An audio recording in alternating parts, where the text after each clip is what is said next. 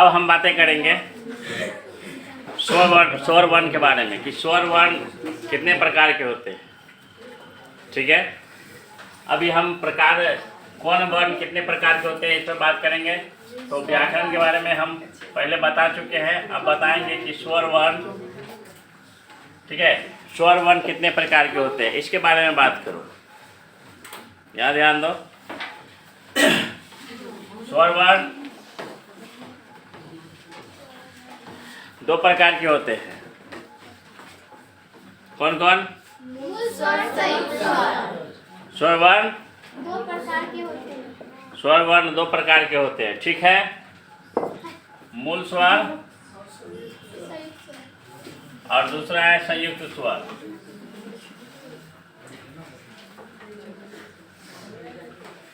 संयुक्त स्वर, ठीक है। मूल स्वर और दूसरा है संयुक्त स्वर।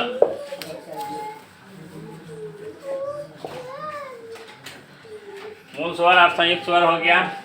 तो मूल स्वर किसे कहते हैं?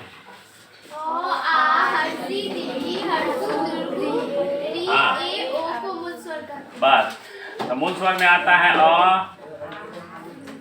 आ, हर्षी, दीर्घी, हर्षु, दुर्गु, री, ए, आई, ए और ओ।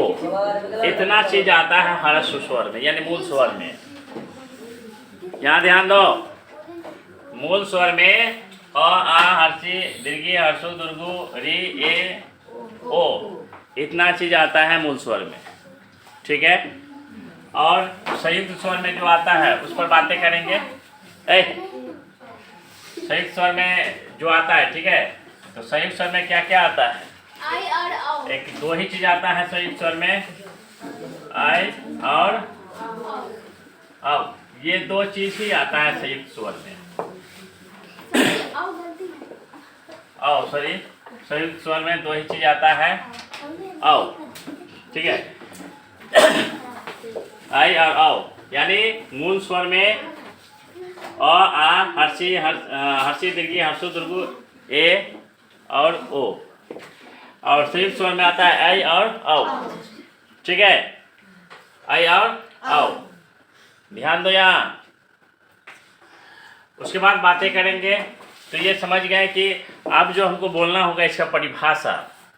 मान लेते हैं कि हम कहेंगे स्वर वर्ण दो प्रकार के होते हैं, मूल स्वर और संयुक्त स्वर। मूल स्वर किसे कहते हैं? ठीक है, तो बोलिएगा इस तरीक़ा से, मूल स्वर अ, आ, हर्षी, दीर्घी, हर्षु, दुर्गु, री, ए और ओ को संयुक्त स्वर कहते हैं या मूल स्वर कहते हैं, ठीक है।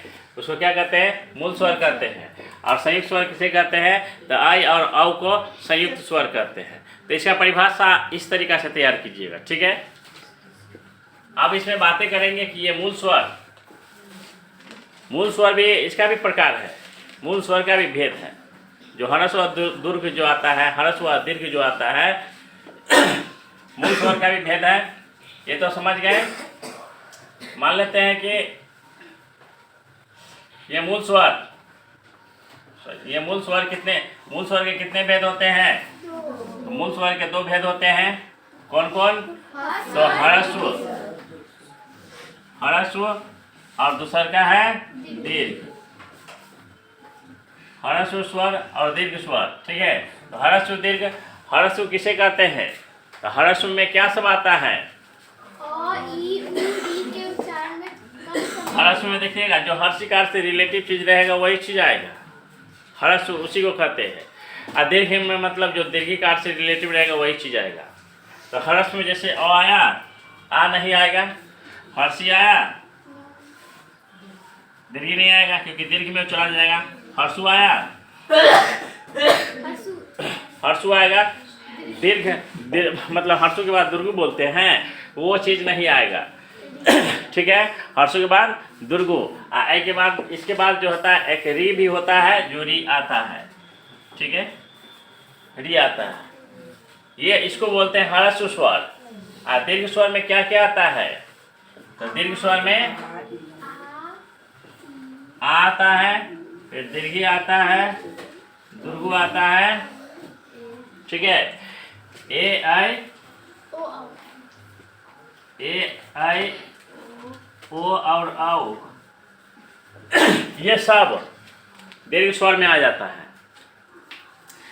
जब आप क्वेश्चन पूछा जाएगा कि ह्रस्व स्वर यानी मूल स्वर के कितने भेद होते हैं, तो क्या बोलिएगा? दो। मूल स्वर के दो भेद होते हैं। कौन कौन होता है? ह्रस्व और दीर्घ स्वर, ठीक है। ह्रस्व और दीर्घ स्वर होता है। तो ह्रस्व स्वर किसे कहते हैं? तो अ, ठीक है, आ नहीं होगा, दीर्घ में चला जाएगा, ठीक है। हर्षी, हर्षो, अरे, ये चार गो चीज हुआ जो जिसे हम ह्रस्व स्वर कहते हैं। अब दीर्घ स्वर किसे कहते हैं? तो बोलिएगा कि आ, दीर्घी, दुर्गो, ए आई ओ औ को हम दीर्घ स्वर कहते हैं। ये हो गया आपका स्वर का मूल तंत्र, ठीक है। स्वर जो है ये पूरा खत्म, यही है पूरा स्वर, ठीक है। स्वर वर्ण हम इसी को कहते हैं, इसी में सारा चीज आ गया, समझ गए। स्वर वर्ण किसे कहते हैं, स्वर वर्ण के कितने भेद होते हैं। फिर स्वर वर्ण से आ गया आपको मूल स्वर, मूल स्वर के, ठीक है, मूल स्वर संयुक्त स्वर आया, मूल स्वर के कितने भेद होते हैं। फिर उसका भी आ गया ह्रस्व दीर्घ, ये सारा चीज उसी में आ गया। तो ये जो टोटल हुआ ना, ये स्वर वर्ण का खानदान हुआ। किसका खानदान हुआ ये? तो स्वर वर्ण का खानदान बस इतना ही है, समझ गए। चलिए ठीक है।